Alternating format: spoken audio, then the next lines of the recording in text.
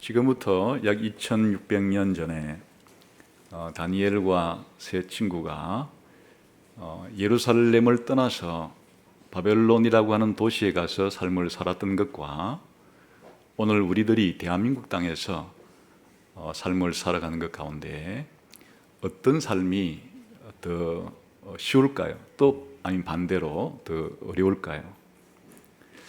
사실은 2600년 전이나 지금이나 이 세상에서 하나님을 믿는 사람들의 삶은 힘들기는 마찬가지입니다.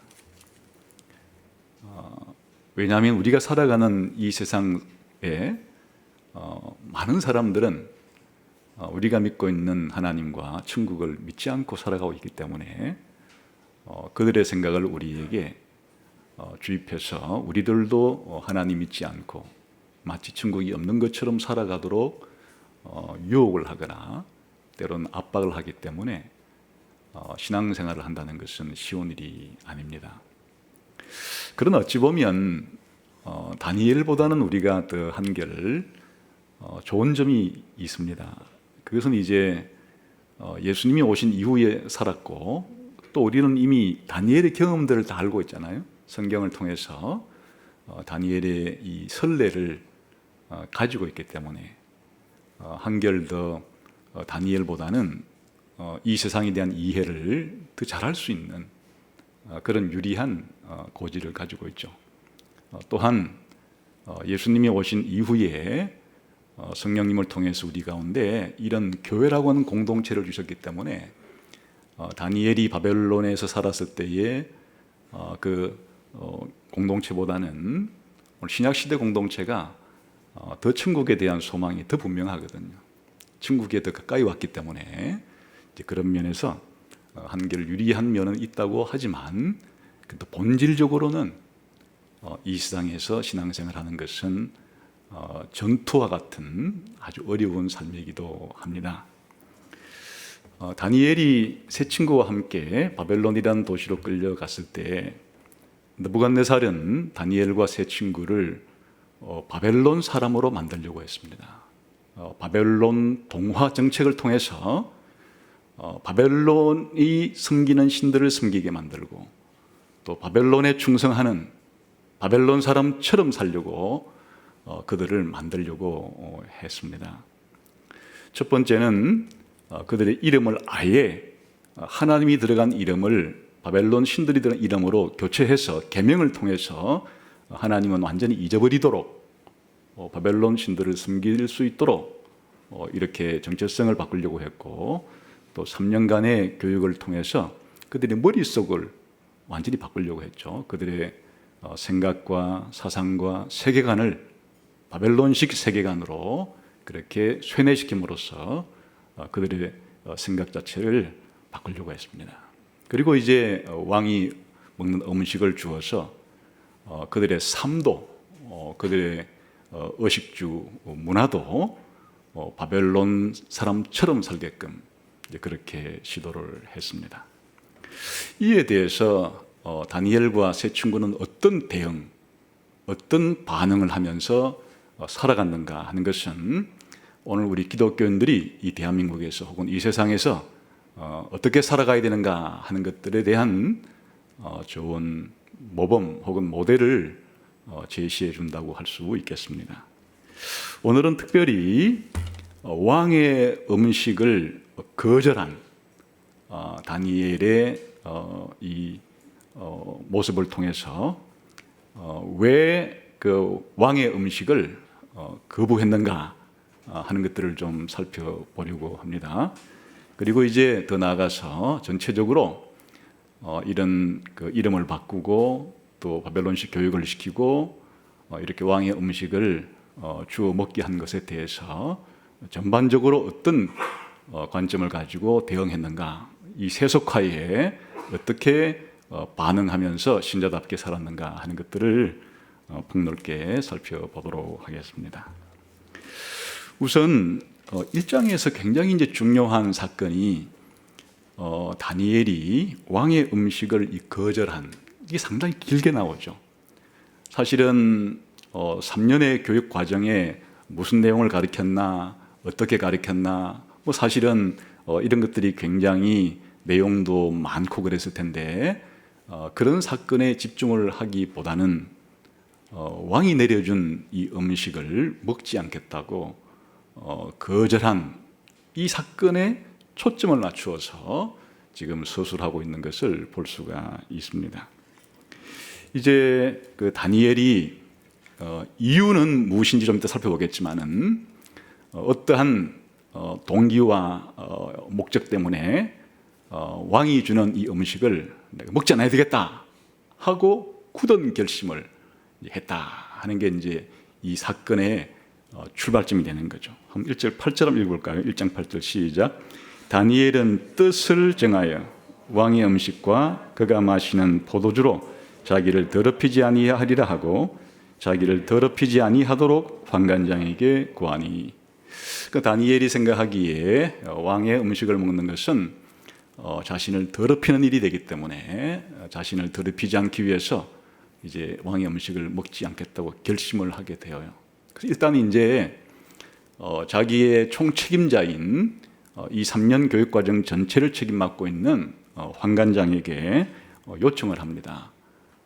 제가 저 자신을 좀 더럽히지 않기 위해서, 오염시키지 않기 위해서 왕이 주는 음식을 먹지 않도록 좀 조치를 취해 주세요. 이렇게 이제 건의를 합니다. 그러자 이 환관장은 아주 난색을 표하죠. 지금 왕이 나에게 책임을 주어서 너희를 아주 건강하게 교육과정을 잘 마칠 수 있도록 이렇게 하도록 명했는데 만일 너희가 왕이 내리는 이 고기를 먹지 않고 이 포도주를 마시지 않고 네가 말하는 것처럼 그렇게 물만 먹고 채소만 먹는다면 네가 몸골이 아주 피폐해지게 될 텐데 그러면 내가 너희를 잘못 양육했다고 하는 책임을 지고 내 목이 떨어질 것이다.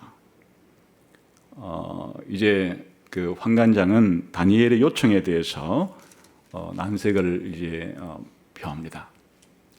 그러나 이제 이 환관장은 이 다니엘과 세 친구와 다른 사람들의 교육을 이제 총 책임지는 사람이 있고 그 밑에 또 다른 직접적으로 이 문제를 관할하는 하급 관리가 있기 때문에 다니엘은 포기하지 않았습니다.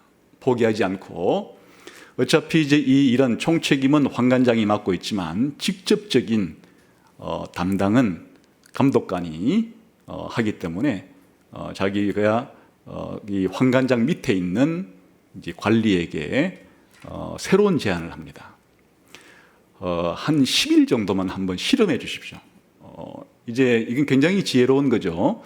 3년 내내 안 먹겠다고 버티면 왕에 대한 반역으로 정치적으로 해석될 수도 있는 문제를 이제 좀 마음을 이 부담을 줄여주기 위해서 한번 10일 정도만 한번 이렇게 실험해 보시는 게 뭐가 큰 문제가 되겠습니까? 만약에 10일 동안 실험을 해보시고 당신이 판단하시기에 우리가 고기 먹고 포도주 마시는 다른 친구들보다 더 마르거나 건강에 문제가 발생을 하게 되면 그때는 우리가 포기를 하겠습니다. 근데 한번 10일 정도는 뭐 해봤을 때 그렇게 큰 문제가 생기지는 않을 정도의 시간이 아닙니까? 그러나 효과는 알 수 있을 테니까 한 10일 정도만 그렇게 실험해 볼 수 있도록 허용을 해 주십시오. 이렇게 이제 이 받아들일 만한 받아들이기에 좀 부담이 없는 그런 선에서 지혜롭게 제안을 합니다. 그래서 하나님께서 이 환관장뿐 아니라 이제 이 사람들의 마음을 움직여서 실험을 해보게 했죠. 근데 우리가 상식적으로는 이 10대 소년들 뭐 쇳덩이도 녹일 만한 아주 왕성한 식욕을 가지고 활동량이 왕성한 이 청소년들에게 고기를 먹여야 또 소화도 잘 되게 포도주도 먹이고 이래 해야 아주 얼굴에 기름기도 돌고 포동포동하니 이렇게 살도 찌고 건강을 치는 보일 텐데 10일 동안의 결과는 놀라운 일이 생긴 거예요. 이 오히려 채식만 하고 물을 먹은 다니엘과 세 친구가 다른 소년들보다 더 얼굴빛이 좋고 더 건강하게 아름답게 이렇게 보인 것은 사실은 일종의 하나님의 은혜의 기적이죠. 이게 뭐 육식보다 채식이 좋기 때문에 다니엘의 세 친구를 보라, 채식이 훨씬 더 건강한 비결이다, 이런 것은 말하고자 하는 바가 아니에요. 여기서 하고자 하는 바는 일반적인 상식과는 달리 영양 공급이 상식적으로 생각할 때는 충분히 되지 않았다고 판단됨에도 불구하고 더 건강하게 보였다, 더 건강했다 하는 것은 하나님이 개입했음을 보여주는 겁니다. 이 이후에 풀불 속에 던져졌으나 살아나고 사자굴 속에 던져졌으나 살아나게 할 때 하나님이 개입했듯이 지금 열흘 동안의 이 음식 테스트도 하나님이 개입했음을 이제 보여주는 겁니다. 그래서 이제 3년 동안 다니엘과 세 친구는 다른 소년들은 사실은 엄청나게 좋아했겠죠. 평상시 자기들이 먹는 음식과 왕의 음식과 비교해 볼 때 요즘으로 말해 집에서 먹는 음식하고 아주 호텔에 가서 뷔페 먹는 음식하고 차이가 많이 나듯이 그들은 좋아했겠지만 다른 소년들은 식사 시간만 되면 뭐 오늘날로 말하면 소고기도 먹고 뭐 닭고기도 뜯고 이렇게 하는데 다니엘과 세 친구는 풀만 먹는 그런 식사를 했지만은 더 건강하게 되었다. 이게 지금 이야기예요. 그런데 오늘 이제 우리가 주목하고자 하는 것은 그 다니엘이 왜 그런 결심을 했을까 하는 거예요. 이런 그 왕의 진미, 왕의 풍성한 식탁을 왜 거절했을까 하는 것이에요. 이것이 이제 다니엘이 이 바벨론 생활을 할 때 하나님 백성으로 정체성을 잃어버리지 않고 살아가는 것과 굉장히 중요한 관계가 있다는 뜻인데 왜 음식을 거절했을까? 왕의 주는 음식을 거절했을까 하는 것이에요. 여기에 지금까지 이제 성경을 해석하는 많은 해석가들이 왜 다니엘이 왕이 주는 이 음식을 고기와 이런 포도주를 먹지 않으려고 그렇게 거절했을까 하는 것에 대한 해석들을 이제 많이 했습니다.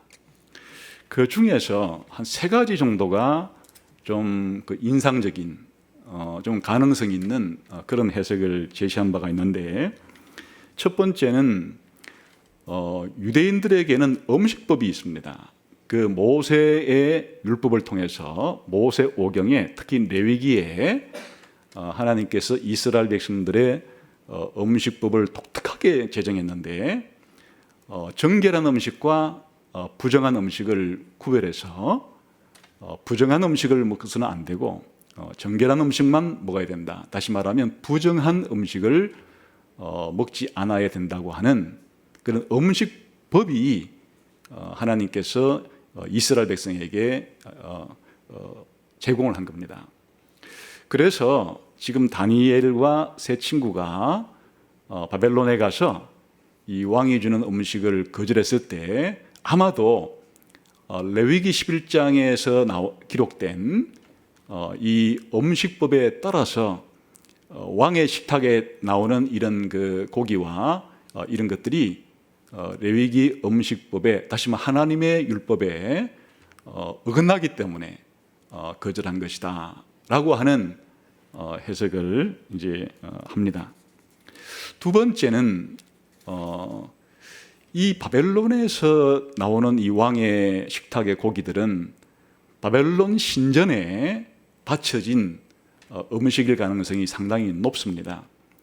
당시 이 바벨론 사람들은 신들에게도 아침 저녁으로 그렇게 음식을 바쳤어요. 그래서 이제 왕이 먹는 이런 식탁들도 신에게 바쳐진 음식을 다시 하사받는 그런 형식을 띠곤 하니까 아마도 왕이 내려주는 이 음식이 이방 신들에게 바쳐진, 이방 신에게 우상 숭배로 바쳐진 그런 음식이기 때문에 그런 음식을 먹는다는 것은 이방 신들에게 예배한 우상 숭배에 참여한 것과 같은 그런 일이 되므로 우상 숭배에 바쳐진 음식이기 때문에 먹지 않으려고 했다 이렇게 이제 하는 해석도 있습니다.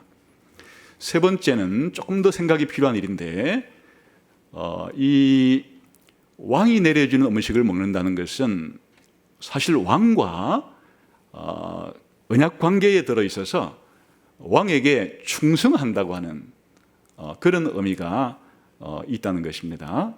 나중에 그 다니엘서 뒤편에 이제 가서 보게 되면은 그 어떤 그 왕의 식탁의 진미를 먹는 사람들이 그 왕을 배반한 이야기가 나와요. 그러니까 그 이야기에 따르면 왕의 진미, 왕의 식탁에서 먹고 있는 사람은 왕의 사람들이에요. 왕에게 충성하기로 맹세한 사람들이지. 왕이 베푸는 그 은택을 입고 왕에게 충성하기로 한 사람들이 왕의 진미를 먹는다 하는 표현을 이제 쓰기 때문에 여기에서 느부갓네살 왕이 제공해 주는 이 음식을 먹는다는 것은 전적으로 자기의 삶을 느부갓네살에게 의존해야 된다고 하는, 또 느부갓네살에게 충성해야 된다고 하는 것을 내포하기 때문에 다니엘은 더 큰 충성의 대상인 하나님께 대한 충성과 의존심을 잃어버리지 않기 위해서 이런 결단을 했다, 이렇게 이제 하는 해석도 있습니다. 사실 이런 해석들은 장점도 있지만 또 완전히 그 한 해석으로 다니엘의 결심을 다 이해하기에는 어려움도 있습니다. 왜냐하면 레위기 11장에 따르는 음식법에는 거기 포도주는 거기에 들어있지 않습니다. 이스라엘 사람들에게 포도주가 금지되는 경우는 자신이 나실인으로 서약할 때, 하나님께 자신을 완전히 나실인으로 서약한 사람들에게만 포도주를 먹는 것이 금지되어 있고, 그 외에는 포도주를 먹는 것 자체가 이스라엘 사람에게 금지 사항이 아니에요. 유월절 그 의식을 하는 것 자체가 포도주를 먹는 일도 포함이 되죠. 그러니까 포도주 먹는 것 자체가 레위기 11장에 나오는 금지식품은 아니기 때문에 포도주까지 먹지 않았다고 하는, 이 먹지 않으려고 했다고 하는 이 자체가 이제 레위기 11장 음식법에 완전히 들어맞지 않는 그런 것이 있으니까 이것만 가지고 해석하기는 좀 어렵다, 이런 이제 생각을 할 수가 있어요. 또 이방신에게 바친 음식이기 때문에 먹지 않으려고 했다 하는 해석도, 또 이방신들에게는 고기와 술은 당연히 바쳤지만 채소도 다 바쳤어요. 그러니까 여기에 채소를 먹겠다고 한 것 자체가 만일 이방신에게 바친 것 때문이라면 고기뿐 아니라 포도주뿐 아니라 채소까지도 다 이방 신전에 바쳐진 것일 텐데 하필 채소는 먹겠다고 했기 때문에 이것도 완전히 이 해석만 가지고 다 우리가 이해하기는 어렵다, 그렇게 이제 생각이 드는 거고요.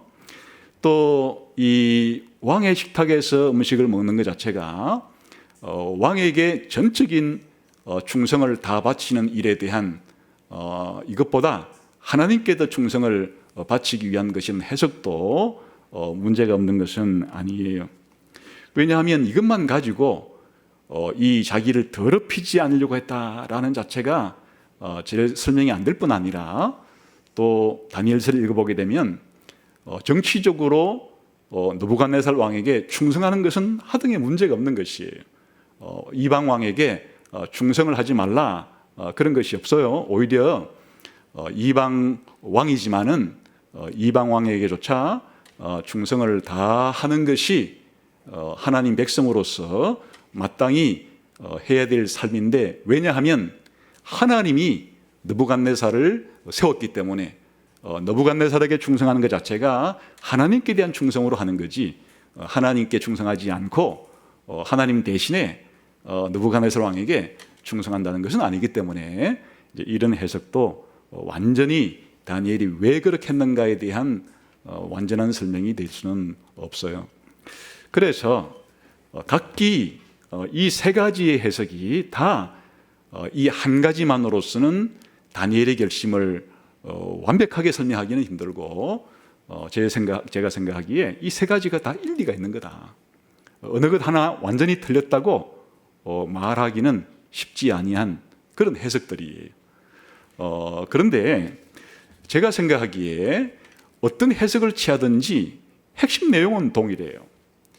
레위기 11장에 나오는 음식법을 어기지 않으려고 했기 때문이라든지, 아니면 이방 신에게 바쳐진 음식이기 때문에 먹지 않으려고 했다든지, 또 느부갓네살에게만 충성을 바친다고 하는 느부갓네살을 의존적인 그런 삶이 아니라 하나님께 의존하는, 하나님 의존적인 그런 삶을 산다든지, 이 모든 것은 한 가지를 말해주는 것이에요. 그것은 바로 하나님의 백성들은 하나님을 믿고 하나님의 말씀에, 하나님의 법에 순종하며 살아가는 것이 이방인과 구별되는 삶이라고 하는 공통점에는 똑같은 것이에요.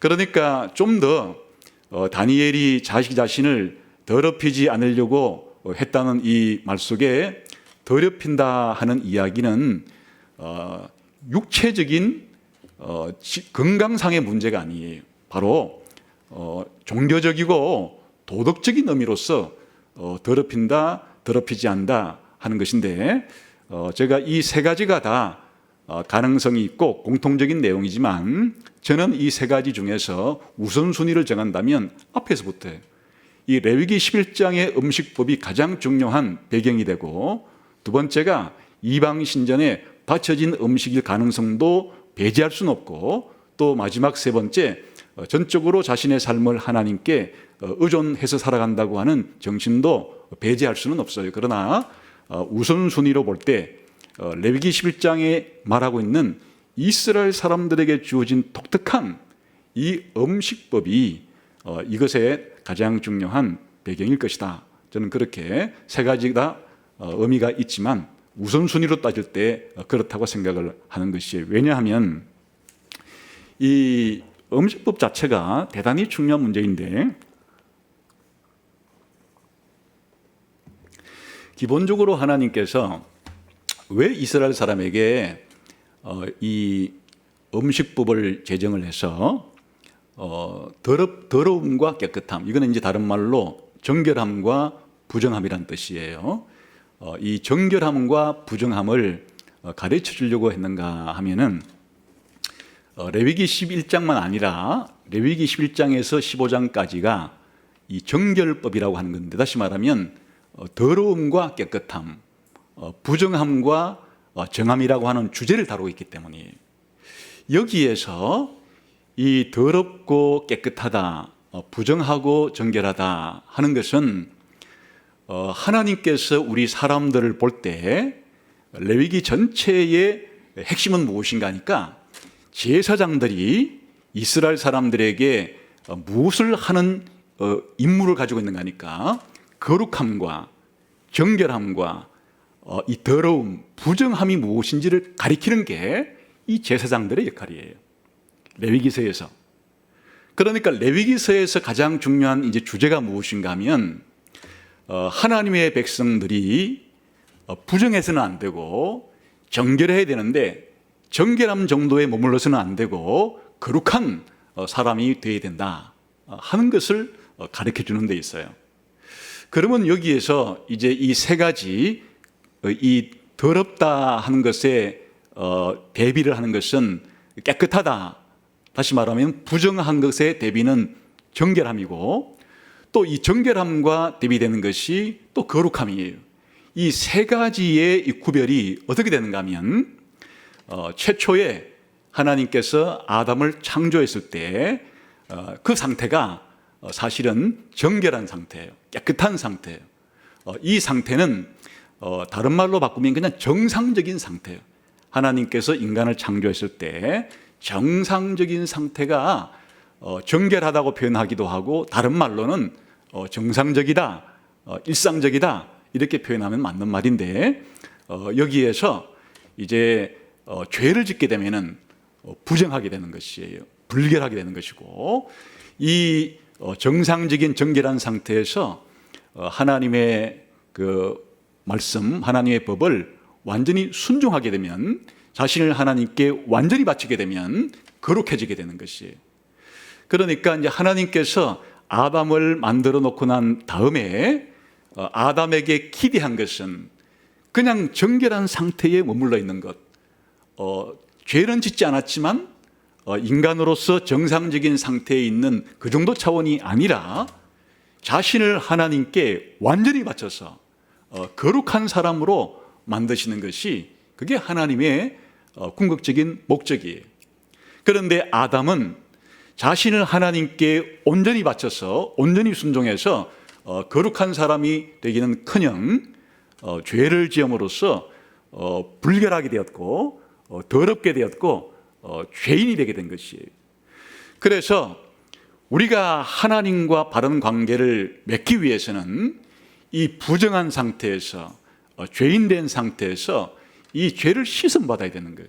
죄를 깨끗하게 씻음받아서 다시 정결한 사람이 되고, 그리고 하나님 앞에 온전히 순종하는 거룩한 사람으로서 그렇게 하나님과의 관계를 맺어야 된다는 것이 레위기가 가르쳐주는 이 거룩과 정결과 이 불결, 그리고 성경 전체가 가르쳐주는 그런 의미예요.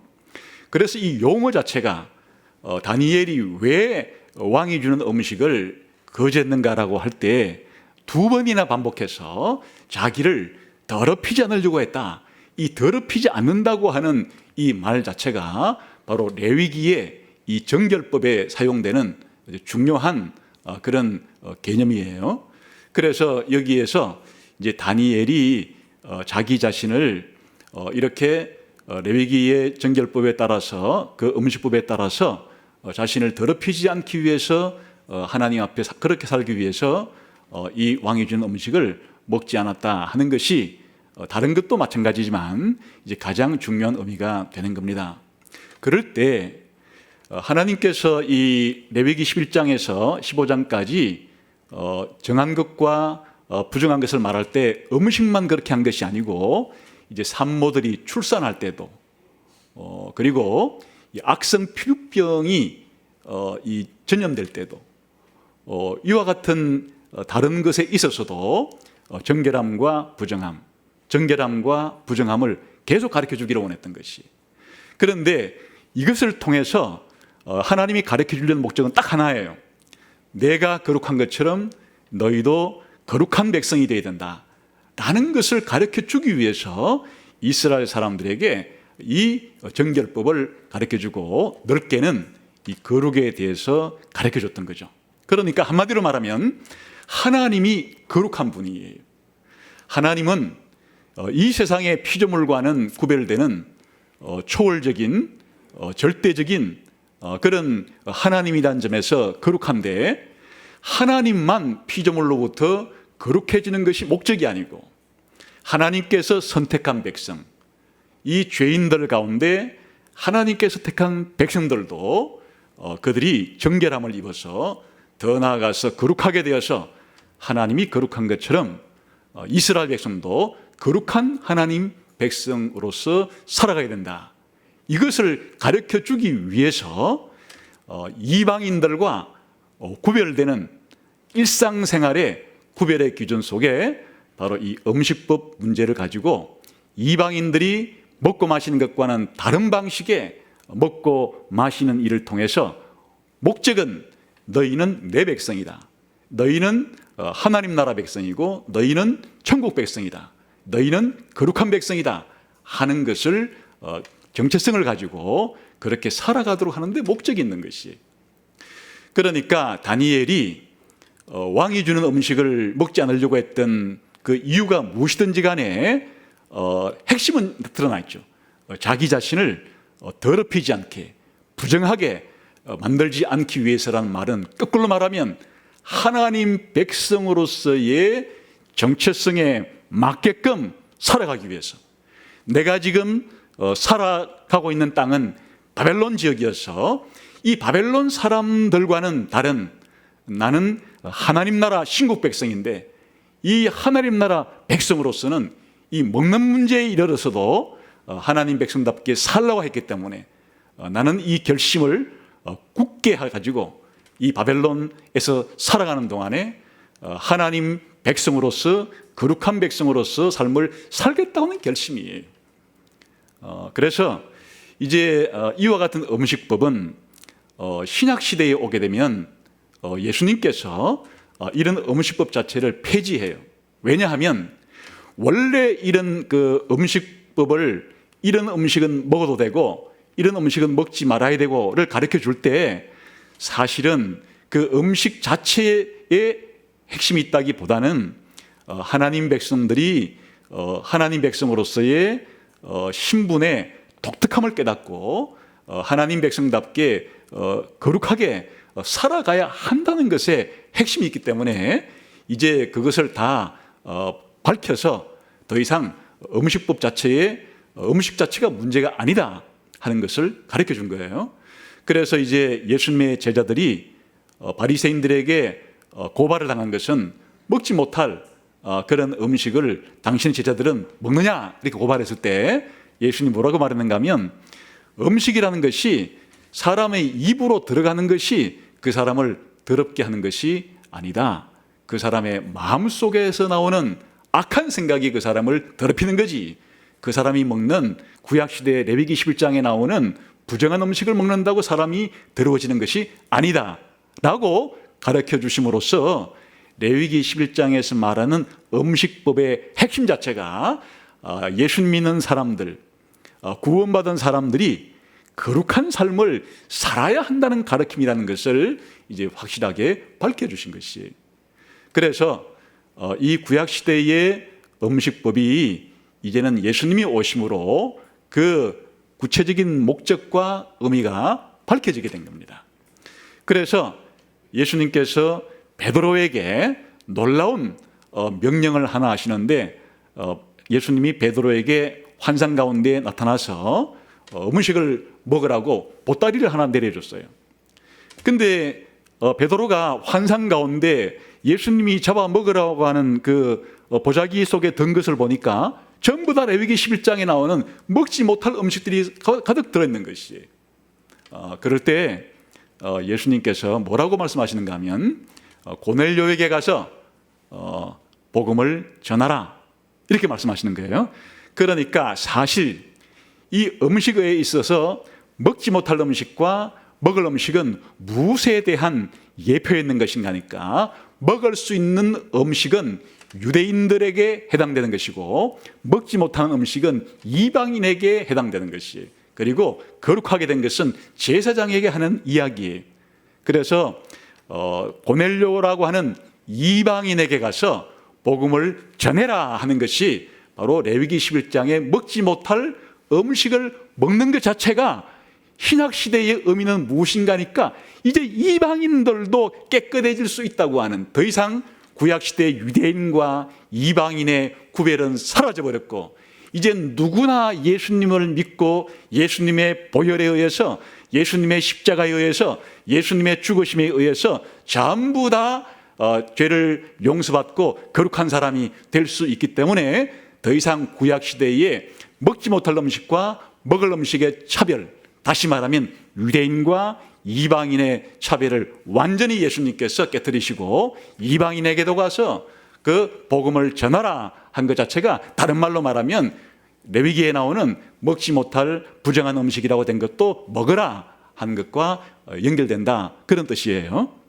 그래서 이제 오늘날 우리 신약시대 신자들은 오늘날 구별된 생각을 가지고 있어요. 그게 뭔가 하니까 특정한 어떤 음식이 나를 부정하게 만든다는 생각이 아니라 이제는 예수님 안에서 유대인도 이방인도 누구나 구원받을 수 있다는 것이고, 사실은 예수님을 믿지 않는 것 자체가 부정한 생활이고 예수님을 믿는 것 자체가 정결한 생활을 하는, 거룩한 생활을 하는 것이라고 하는 이와 같은 생각들을 가지고 있기 때문에 이제 레위기 11장에 나오는 그런 음식법의 규정은 더 이상 적용을 받지 않게 된 것이. 그래서 다니엘이 내가 이 나를 그 부정하게 만들지 않기 위해서, 달리 말하면 내가 정결하고 거룩한 삶을 살기 위해서 왕이 주는 음식을 내가 거절해야 되겠다 하는 것 자체는 그것이 레위기 11장의 음식법의 문제였건 이방 신전에 음식이 바쳐진 것이었건 아니면 전적으로 느부갓네살 왕에게 의존하지 않고 하나님께 의존한 것이었던 이 세 가지에 공통된 것이에요. 하나님 백성으로서 거룩한 삶을 내가 이 바벨론 땅에서 유지하면서 살아야 되겠다, 이 결심을 하는 것이다, 그런 말이죠. 이것을 아주 쉬운 말로 바꾸면 하나님 백성으로서 하나님이 정하신 법, 하나님의 법에 따라서 삶을 살아야 되겠다라고 하는 결심을 한 것과 같은 것이 되는 것입니다. 그래서 이제 이 원리는 대단히 중요한 것이에요. 오늘날 우리 시대에 우리 기독교인들도 구약시대 같은 그런 음식법은 우리에게 적용이 되지 않지만 원리 자체는 그대로 적용이 되는 것이에요. 신자와 불신자가 구별된다는 원리, 그리고 신자의 삶은 불신자와는 구별된 인생의 목적과 구별된 인생의 동기를 가지고 그렇게 살아가야 된다고 하는, 그래서 하나님께서 원하시는 정결하고 더 나아가서 거룩한 삶을 살아야 된다고 하는 이 원리는 불변인 것이에요.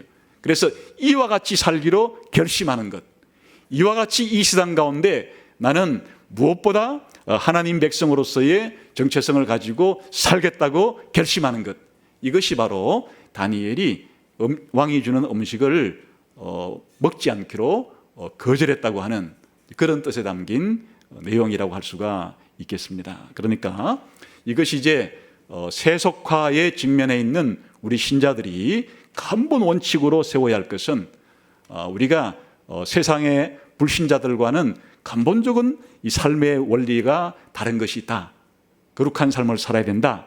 다시 말하면 신자로서의 구별된 삶을 살아야 된다 하는 대원칙을 여기서 보여주는 것이에요.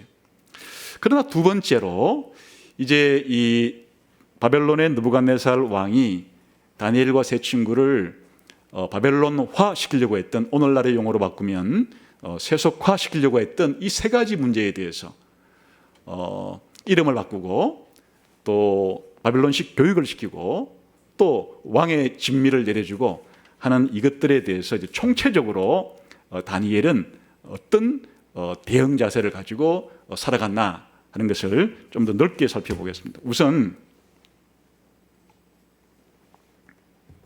다니엘이 받아들인 것과 받아들이지 않는 것이 있어요. 거부하지 않은 것과 거부한 것이 있어요. 그러니까 두 가지를 구별했던 것이에요. 이 느부갓네살의 이 바벨론화 정책에 있어서 그런 대로 받아들여도 이 하나님 믿는 신자로서의 근본적인 정체성에서는 위배가 되지 않는 것으로 판단된 것이 이름을 바꾸는 정도. 비록 그 이름 속에 담긴 의미가 안 좋은 것이긴 하지만 그냥 바벨론에서 살아가기 위해서 바벨론 사람들이 쓰는 그런 이름으로서 그냥 자기 이름을 불러줄 때 그렇게 다니엘을 벨드사살이라고 부르면 아니야, 나는 벨드사살 부르면 절대 안 돼, 이렇게 거부하지는 않고 다른 사람들이 자기를 벨드사살이라고 부르면 그렇게 벨드사살이라고 부르는 대로 자기를 허용해 준 것 정도는 다니엘이 판단할 때 이것 자체가 자기의 하나님 백성으로서의 정체성 문제를 근본적으로 흔드는 것은 아니다 판단을 한 것이에요. 그런데 여기에서 무엇은 역시 거절하는가 하면 이름을 벨드사살이라고 부르는 것은 허용을 해서 다른 사람과의 바벨론 사람과의 관계에서 했지만 그 다니엘이라고 하는 그 이름 속에 담긴 의미를 계속해서 정체성을 포기하지 않았어요. 그래서 일종의 비판적인 수용을 한 거예요. 그냥 바벨론 사람들과 섞여 살 때 자기 이름을 벨드사살이라고 부르는 것은 허용했지만 자기들끼리 있을 때, 이 유대인끼리 있을 때, 하나님 믿는 백성 사이에 있을 때는 원래 하나님이 지어주었던, 아니 하나님의 이름을 담고 있는 다니엘이라는 이름을 포기하지 않고 사용을 했던 것이에요.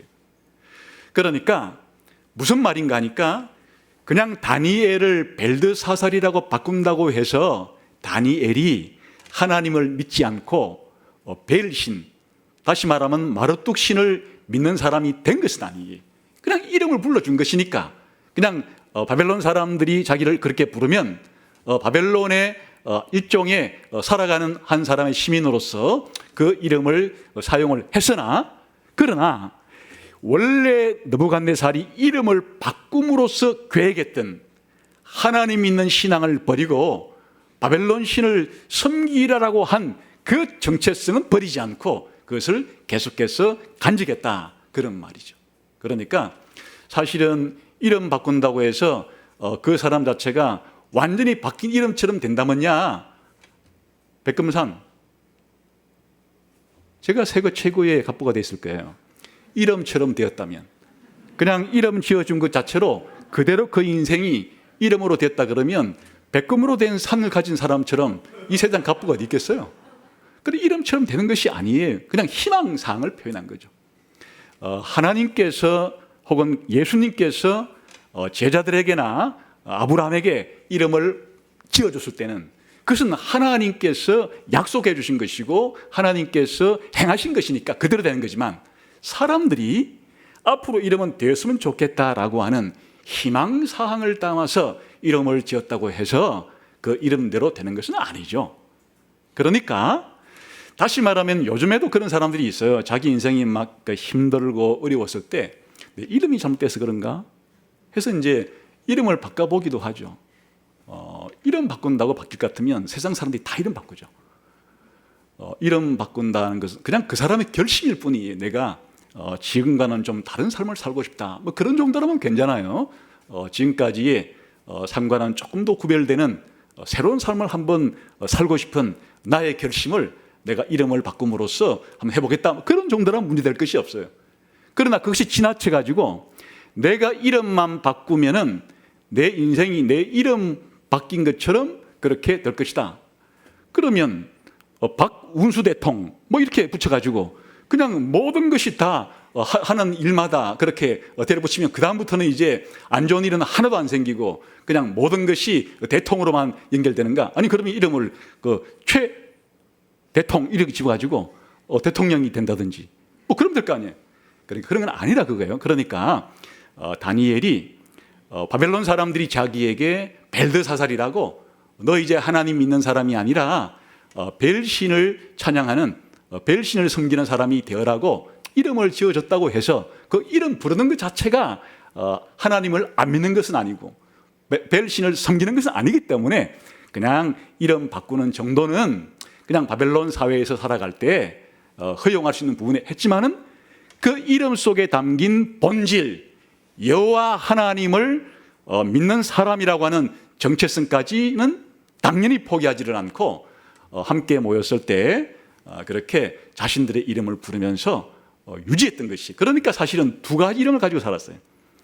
자기들끼리 모였을 때는 다니엘, 미사엘, 하냐냐 이렇게 부르면서 살았고, 바벨론의 공직 생활에 나가서는 벨드사살, 또 사드락, 메삭, 아벤누고 이렇게 불리는 두 개의 이름을 가지고 살았다는 것은 표면적인 그런 외형적인 이름이 문제가 아니라 여전히 자신들은 하나님 백성으로서의 정체성까지는 포기하지 않으면서도 그냥 이름 석자 바꾸는 것 정도로는 허용할 만하다 판단했다는 것이. 그러니까 우리가 살아가는데 중요한 것은 우리가 이 사회에 나가서 관계를 맺을 때의 이름들은 대개 어느 학교 졸업생, 또 어느 직장에 다니는 사람, 또 직급, 혹은 이 세상에서 좀 부자인가 아닌가, 또 어느 지역 사람, 이런 것들이 이 세상의 관계 속에 살아가는 그런 이름으로 다른 사람들에게 각인이 되지만, 사실 우리들이 이 세상에서 당연히 우리는 어느 학교 학생이기도 하고, 또 때로는 어느 직장에 다니는 어떤 직급의 사람이기도 하고, 또 어떤 지역 출신이기도 하지만, 우리들은 예수 믿는 사람이라고 하는, 하나님의 백성이라고 하는, 이 정체성이 부여해주는 이름은 유지하며 살아가야 되는 거죠. 그러기 위해서 이제 중요한 것이 바로 이 교회이고 예배예요. 우리가 교회로 이렇게 모일 때마다 우리끼리 부르는 이름은 무슨 박 과장님, 이 차장님, 또 어느 지역 사람, 이게 아니죠. 우리가 교회로 모여서 부르는 이름들은 바로 하나님의 자녀고 하나님 백성이고 그리스도의 몸이고 그리스도의 신부이고 우리가 같은 하나님 아버지로 공동으로 모시기 때문에 우리들은 서로 형제와 자매고 성경에서 말하는 집사님이고 장로님이고 목사님이고 성도님이고 신자이고 이와 같은 이름들을 가지고 우리의 정체성을 확인하며 살아가는 것이 바로 이 위대한 이 주일날 위대한 교회 속에서 우리의 정체성을 유지하며 살아가는 것이에요. 그러니까 우리가 두 가지 것에 헷갈릴 필요는 없어요. 우리들이 세상에 가서 자기 이름 석자를 가지고 다른 사람과 관계를 맺으면서 사용하는 그런 직함들, 그런 직책명들, 이런 것들을 가지고 다른 사람과 대인관계를 맺으며 살아가는 것 자체가 이 땅에 살아가는데 그런 것까지 버릴 필요가 없는 것이. 그러나 우리가 더 중요한 우리의 이 정체성은 바로 하나님의 교회에서 우리가 하나님의 백성으로서 가지는 예수 믿는 신자라고 하는 이 이름을 우리가 서로 불러주면서 예배 가운데 이렇게 하는 정체성을 유지해야 되는 것이에요. 그래서 어찌 보면 다니엘과 세 친구들이 자신들의 하나님 백성으로서의 정체성을 확인하는 시간은 함께 모였을 때예요. 처음에는 다니엘과 세 친구 4명밖에는 함께 모일 수 있는 그런 기회가 없었을 것이고, 이제 이 이후에는 더 많은 사람들이 포로로 잡혀오고 또 이후에는 또 더 많은 사람들이 포로로 잡혀오기 때문에 이제 하나님 믿는 사람들이 바벨론 사회에서 점점 많아지기는 했겠으나 그들의 진정한 정체성은 느부갓네살의 신하이고 느부갓네살의 백성이라고 하는 것도 일주일 동안 살아갈 때는 그들의 정체성을 형성하는 일부였겠지만 그 자체를 부정하지는 않았겠지만 다니엘과 세 친구가 진심으로 자기가 누구였는지를 확인하는 것은 함께 모였을 때, 하나님의 백성들이 함께 모였을 때 다니엘이라고 하냐냐라고 그렇게 서로 불러주면서 하나님의 백성으로서의 정체성을 가지고 격려하는 것을 통해서 그들은 자신의 정체성을 유지할 수가 있었던 것이에요. 그래서 우리 신자들이 이 땅에서 비록 외형적인 세상에 주는 그런 관계들을 가지고도 살아가지만 근본적으로 우리의 정체성을 유지하며 살아간다는 것에서는 불변하는 것이. 두 번째, 교육도 마찬가지예요. 교육도 바벨론 사회에 온 이상 바벨론이 제공하는 교육 자체를 내가 전면 부정하겠다, 그렇게 하지는 않았어요.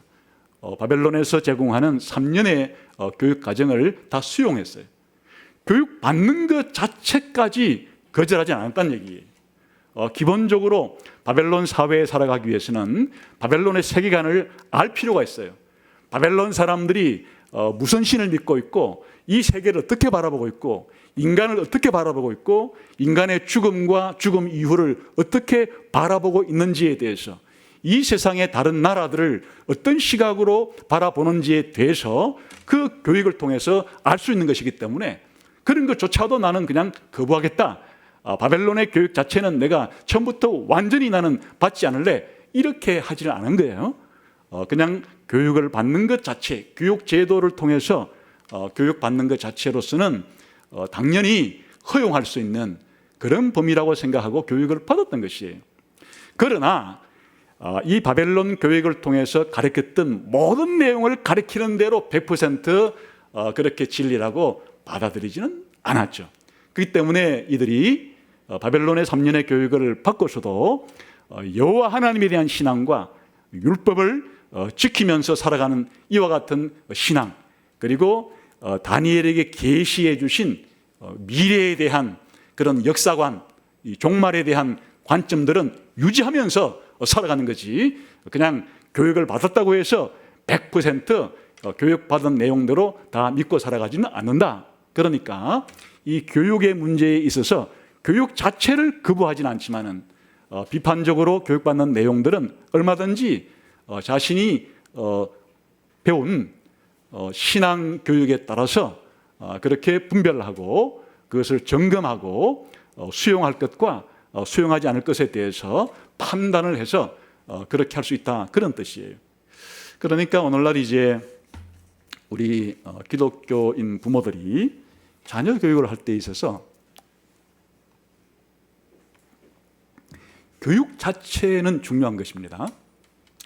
그런데 그 교육 과정을 어떻게 할 것인지 하는 것은 선택사항이에요. 다시 말하면 내 자녀를 홈스쿨링을 통해서 내가 직접 이 아이가 배울 모든 내용을 다 가르쳐야 되겠다. 학교로 보내지 않고 가정에서 부모가 직접 홈스쿨링을 통해서 자녀를 교육하는 방법이 있을 수도 있고, 아니면 기독교 대안학교로 보내서 세상적인 관점이 아니라 기독교적인 관점으로 모든 것들을 바라볼 수 있도록 그런 기독교 세계관 교육을 바탕으로 교육을 시켜야 되겠다라고 생각해서 기독교 대안학교로 보낼 수도 있어요. 아니면 그냥 일반 국공립학교에 또 사립학교에 일반 학교에 그렇게 보낼 수도 있습니다. 이것은 이 교육 과정 자체에 있어서 반드시 기독교인은 홈스쿨링만 해야 돼. 아니야, 기독교인은 기독교 대안학교에 보내야 해. 아니, 기독교인은 일반 학교에 그냥 보내야 해. 이런 정답은 없는 것이에요. 문제는 부모가 잘 판단해서 자기 자녀를 어떻게 교육시킬 건지에 대해서 부모의 그런 선택으로 어느 것이나 가능한 것이에요. 왜냐하면 교육 과정 자체는 장단점이 있기 때문에 그런 거예요. 기독교인으로서 확실히 기르기 위해서 얘는 그냥 집에서만 길러야 되겠다라고 했을 때 좋은 점은 자신이 믿고 있는 신앙관에 따라서 교육을 시킬 수 있다는 장점도 있지만은 단점도 많이 생길 수 있겠죠. 언제까지 가르치겠어요? 자기가 초등학교 정도까지의 교육 과정만 가르쳐도 잘 가르치는 것일 테고, 똑똑한 애들 가르치기는 아마 초등학교 한 5, 6학년 과정도 벅찰 거예요. 그러니까 이 홈스쿨링을 가르칠 때 중학교 과정, 고등학교 과정, 심지어 대학 과정까지 자기가 다 가르칠 수 있는 그런 부모가 세상에 어디 있겠어요. 그런 면에서 자신이 감당할 수 있는 그런 교육의 이 내용 자체가 제한적일 수밖에 없을 것이고, 또 애가 집에서 부모와 그냥 뭐 자기 형제 한두 명하고만 이렇게 있다 보면은 흔히 방한퉁수라 그러죠.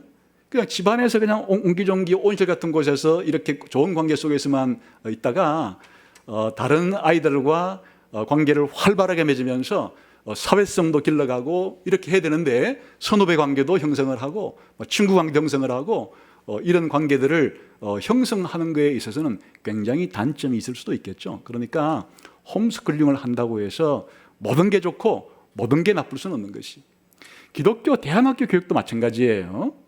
그냥 이제 일반 학교에 보내니까 너무나 비성경적인 반 기독교적인 내용으로 가르치기 때문에 그런 위험을 내가 감당할 수가 없어서 우리 자녀들에게 그런 것은 가르치지 않는 기독교 대안학교로 보낸다고 하면 홈스쿨링을 하는 것보다야 여러 선생님들을 통해서 이제 배울 수 있는 장점도 있겠고, 기독교적인 관점의 내용들을 배울 수 있는 장점도 있겠지만은, 그런데 또 한편으로 생각하게 되면 그 대안학교는 규모가 적을 수밖에 없어요. 일반 학교 과정에 비해서 그 적은 선생님들이 자신들이 가르치는 과목조차도 잘 가르친다는 보장은 없는 것이에요. 예를 들면 신앙이 좋은 선생님이라고 해서 수학 실력이나 과학 실력이나 영어 실력이 다 좋은 건 아닌 건 너무 뻔한 얘기죠. 그러니까 기독교 대안학교의 장점이라면 잘못된 비성경적인 세계관 교육에 대해서 방어할 수 있는 면은 있지만, 그럼 반대로 이 세상 사람들이 뭐라고 생각하는지에 대해서는 모를 거 아니에요.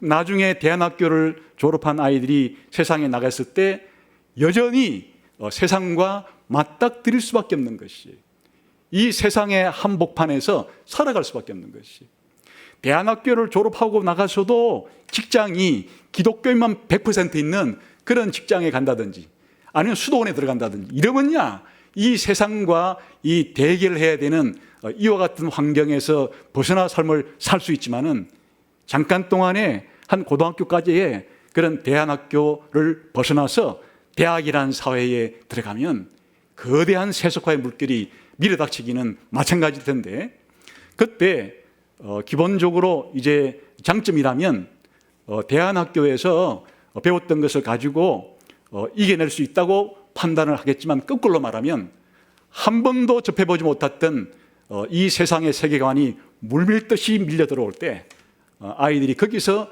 무너질 가능성도 배제할 수는 없는 거죠.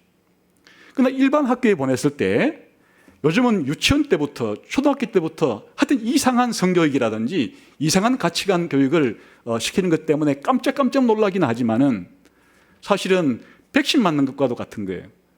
백신을 맞고, 초등학교 때 백신 맞고, 중학교 때 백신 맞고, 고등학교 때 백신을 맞아서 이 세상이 무엇을 가르치고 무엇을 믿고 사람들의 이 중요한 가치관이 무엇인지를 그렇게 알고, 처음에는 조금 헷갈렸겠지만은 부모의 도움과 또 교회 선생님들의 도움을 통해서 그것들을 극복하고 나면 그 아이들이 이 세상에 나가서 성경적인 기독교적인 세계관을 가지고 살아가는데 더 잘 대응할 수도 있는 문제이기 때문에 어느 것 하나가 반드시 옳다 그런 것은 아니고, 또 기독교인 부모가 어떤 것을 선택해도 가능한 것이, 그러나 무엇은 해야 되는가 하니까 홈스쿨링을 하든 기독교 대안학교를 보내건 아니면 일반 학교를 보내건 부모로서 적어도 내 자녀들이 창조와 타락과 구속과 완성이라고 하는 이 성경이 가르치는 세계관에 대해서는 반드시 부모가 책임을 지고 우리 아이들이 홈스쿨링 해도 가르쳐야 되는 것이고, 기독교 대안학교를 보내도 확인해야 되는 것이고, 일반 세상학교에 보내도 무엇을 배웠는지를 부모가 확인하고 자신이 그렇게 반드시 가르쳐서 우리 자녀들에게 적어도 성경이 가르치는 이 세상의 가장 중요한 핵심적인 사항들에 대해서는 반드시 부모로서 자녀에게 책임감 있게 가르쳐야 된다 하는 것은 어떤 교육과정을 통해 보내든지 해야 할 바예요. 그래서 다니엘이 어릴 때 바벨론으로 포로로 오기 전에는 가정에서 혹은 제사장을 통해서 혹은 선지자를 통해서 교육을 받다가 바벨론이라고 하는 새로운 이교 환경에 와서 3년의 교육과정을 배울 때 그 자체를 완전히 부정하지는 않고 3년의 교육과정을 배우면서도 끊임없이 다니엘의 머릿속에서는 자신이 그동안 성경을 통해서 배운 세계관과 바벨론에서 배우는 세계관을 비교하면서 자신이 받지 않아야 될 것들은 받지 않았을 것이고, 오히려 이 바벨론이라고 하는 이 세상이 어떻게 어떤 사조로 돌아간다는 것을 알므로써 나중에 바벨론의 공직자가 되었을 때, 바벨론의 관리가 되었을 때 바벨론을 통치하는데 자기가 받은 교육을 필요한 만큼 잘 사용할 수가 있게 된 것이, 그래서 그 교육 자체를 전면 부정하고, 나는 우리 집에서 내가 전체 교육을 이 아이가 성인이 될 때까지 가르칠 거야, 반드시 그렇게 하지 않아도 가능한 문제다 하는 것을 생각해 볼 수가 있겠죠. 그러나 이제 오늘 가장 중요한 핵심 요지는 포기해서는 안 되는 것, 절대 기독교인으로서 양보해서는 안 되는 것이 있는데, 그것은 다니엘의 경우에는 그 당시에 이 음식법 문제를 가지고 포기하지 않으려고 했던 것이에요. 하나님 백성으로서 지켜야 될 이 하나님에 대한 신앙, 또 하나님에 대한 의존, 그리고 하나님 법에 순종하며 살아가야 된다고 하는 이 원리를 지켰듯이, 오늘날 저와 여러분도 이 대한민국이라고 하는 세상에서 살아갈 때 이 원리는 음식법 문제가 아니라 이제 우리가 살아가는 삶의 전반적인 영역에 있어서 나는 분명히 예수 믿는 사람으로서의 정체성을 가지고, 다시 말하면 하나님 나라 백성의 정체성을 가지고 내 주변에 있는 이웃들이든지 직장 동료든지 불신자와는 구별된 생각을 가지고 살아가야 되겠다 하는 원리는 공통적인 것이. 이럴 때 기본적으로 중요한 게 바로 이 사상이에요. 우리의 이 사상은 다른 말로 말하면 신앙 고백이에요. 우리의 신앙 고백이 불신자와는 당연히 다르죠. 그래서 실천적인 방법 가운데 하나는, 우리가 예배 시간마다 처음에 모였을 때 우리가 무엇을 믿습니까? 라고 묻고 사도신경의 내용을 고백하는데, 그것이 머릿속에 있는 우리의 이 세계관이 비기독교인과 완전히 다르다는 것을 말해주는 거예요. 우리 기독교인들은 성부 하나님이 이 세상을 창조하셨다는, 그리고 그분이 우리의 아버지라는 것을 확실히 믿는 사람들이고, 그 다음에 예수님께서 하나님이셨지만 이 세상에 마리아를 통해서 인간이 되어 들어오셨고, 예수님의 죽음을 통해서 우리의 죄 문제가 해결되고, 예수님의 부활과 성천과 재림을 통해서 우리가 영원한 천국에 들어가는 백성이 되게 해준다는, 그리고 그 사실을 성령님께서 우리들에게 일깨워 주시고 믿게 한다는, 다시 말하면 우리의 미래의 운명은 부활해서 영원한 하나님 나라에서 영원히 가서 살 사람들이라고 하는 이런 생각 자체가 바로 기독교인만이 가지고 있는, 기독교인만이 가지는 세계관인 것이, 신관인 것이, 인간관이고, 그리고 이 세상이고 역사관이고 미래관인 것이. 그러니까 우리들이 이 세상을 살아갈 때 늘 사도신경 속에 있는 주일날 한번 우리가 입술로 고백하는 정도가 아니라, 그 사도신경 속에 들어있는 내용이 나의 피와 살이 되어야 된다. 콕 찌르면 사도신경 속에 있는 그 고백들이 자기의 생각 속에 체화되어 있어야 된다. 이와 다른 어떠한 사상이든지 그것은 진리가 아니라는 생각을 가져야 된다. 이 사도신경 속에서 우리가 고백한 것과 다른 그런 고백들을 하는 그런 철학과 그런 종교들과 그런 사상들은 잘못된 것이라고 판단해야 된다. 다시 말하면 사도신경 속에 담겨 있는 이 진리가 이 세상 속에 살아갈 때 변치 않는 불변의 영원한 절대적인 진리라고 생각하고 살아가는 것 자체가 기독교인으로서 바로 결심하고 살아가는 것이에요. 사실은 이 세상에 가장 중요한 한 가지 세계관이라면 그냥 사실 모든 세계관이 공통적인 것인데, 전지하고 전능하고 무소부재하시고 거룩하고 사랑이 많고 공의로우시기가 영원하고 무한하고 불변하신 그런 삼위일체 하나님 같은 신은 없다. 이것이 동서고금의 기독교인이 아닌 모든 사람들의 이 신관과 인간관과 세계관의 핵심은 이런 하나님이 안 계신다는 거예요. 이런 절대적인 하나님이 우주에는 없다는 거예요.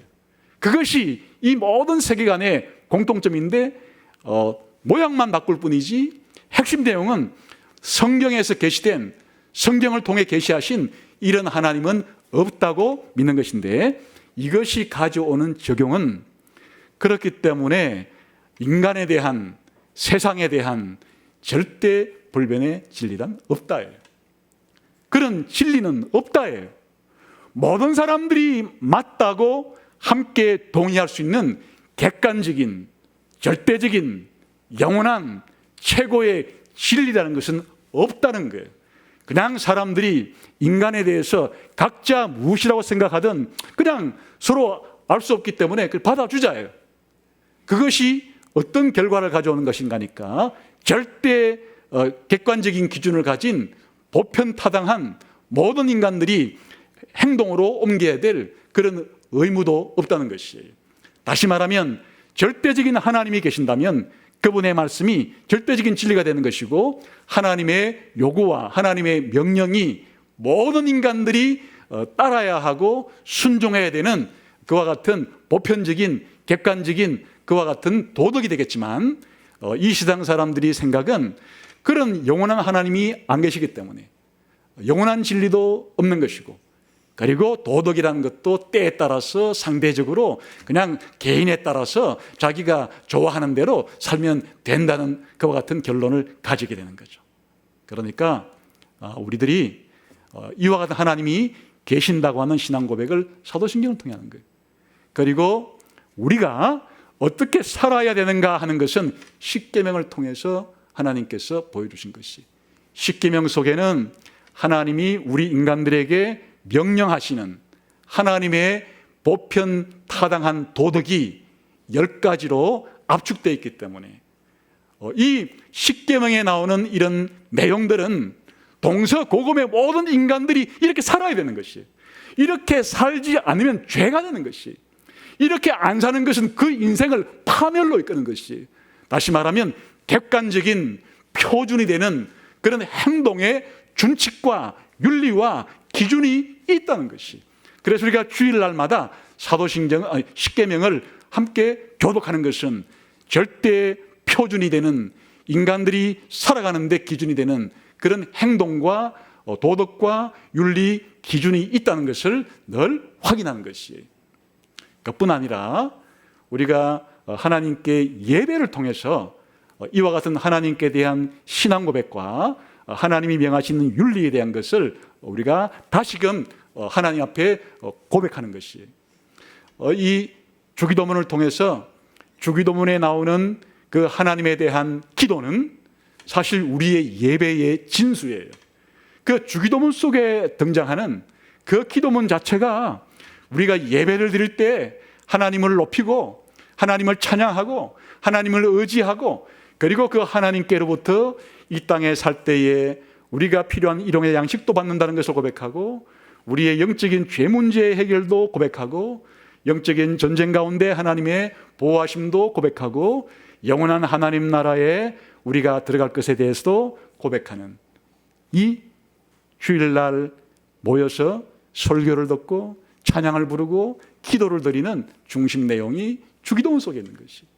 다시 말하면 다니엘이 결심을 하고 왕의 음식을 먹지 않겠다는 것은 단순히 그냥 자기들이 그 율법에 금지된 한두 가지의 그런 음식을 안 먹는 것에 그치는 것이 아니라, 근본적인 원리는 이 바벨론이라고 하는 이 세상 나라에 살면서 하나님 나라 백성으로서 하나님 나라 백성답게 믿고 예배하고 윤리적으로 살아가겠다고 하는 결심을 다니엘은 그 당시에는 바로 왕의 진미를 거절하는 것으로, 왕의 진미를 통해서 자기 자신을 하나님 백성으로서 부정하게 만드는 그와 같은 더럽히지 않겠다고 하는 결심으로 드러난 것이고, 여러분은 내가 이 세상을 살아갈 때 사도신경을 믿으면서 십계명을 순종하면서 주기도문으로 기도하면서 그렇게 이 세상을 살아가겠다고 결심하고 살아갈 때 바로 여러분들이 결심하고 자신을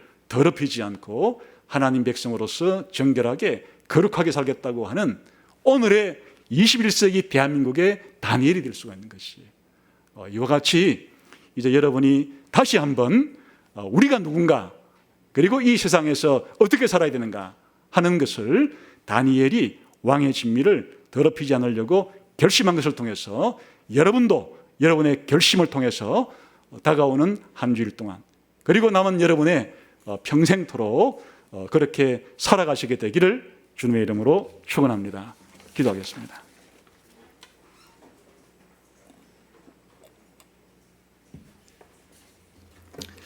하나님 아버지 감사합니다.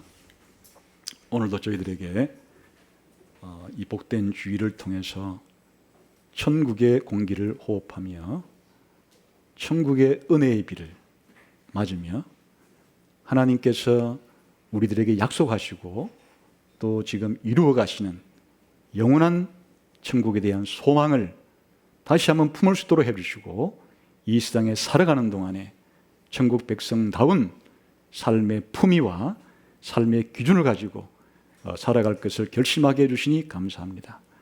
시시때때로 이런 삶이 어렵게 느껴지지만 교회로 모여서 예배할 때마다, 교제할 때마다, 성경을 읽을 때마다, 기도할 때마다 우리의 본성과 본질과 정체성을 일깨워 주셔서 다니엘과 세 친구처럼 자신들의 시대에 자신의 인생을 하나님 앞에 잘 살아갔던 것처럼 저희 모두도 우리 시대에 이 땅에서 하나님 백성다운 삶을 잘 살게 해주시기를 소원합니다. 예수님 이름으로 기도하옵나이다. 아멘.